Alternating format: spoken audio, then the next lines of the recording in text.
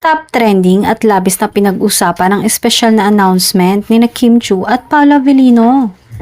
Walang sinabi kung tungkol saan pero malamang daw ay may connection ito tungkol sa unang pelikula na kanilang pagsasamahan sa ilalim ng ABS-CBN Star Cinema, ang romance comedy film na My Love Will Make You Disappear. Kakaibang Kimpaw nga daw ang dapat abangan ng manonood matapos silang magtambal at minahal ng publiko sa kanilang mga karakter sa kapamilya hit series na Linlang at What's Wrong with Secretary Kim. Ito rin ang nagsisilbing pagbabalik nila Kim at Paolo sa ABS-CBN Films pagkatapos ng 4 na taon. Kasalukuyan ng umiikot at abala sa taping ng pelikula ang dalawa. May ilang mga Kimpaw fans na nakakakuha ng ilang litrato sa venue kung saan nandun kinukuhanan ang nasabing pelikula.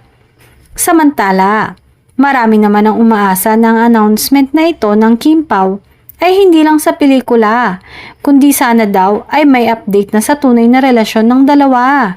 Marami nga kasing nag-a-assume na sila na.